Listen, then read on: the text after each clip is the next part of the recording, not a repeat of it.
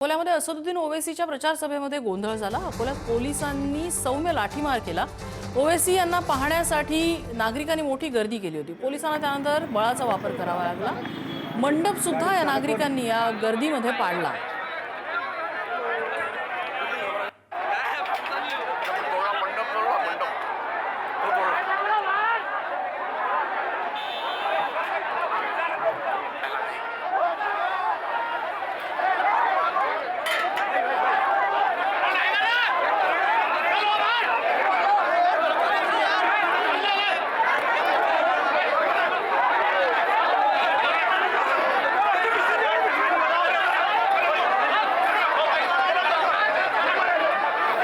Jayesh Gawande update देत आहेत। जयेश, सध्याची काय परिस्थिती आहे?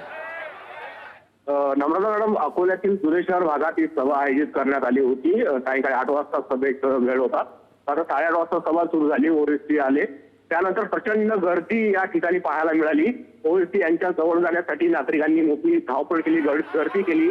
दरम्यान सभा संपल्यानंतर ओवैसी जेव्हा आपल्या गाडीकडे जायला निघाले त्यावेळी नागरिकांनी अक्षरशः त्यांच्यावर तुटून पडले। नागरिक मोठ्या संख्येनं त्यांच्या जवळ जाण्यासाठी अनेक नागरिक हे झाले होते, संतापी झाले होते। आणि नागरिकांनी कशाची पर्वा न करता अगदी पोलिसांवर नागरिक हे झाले।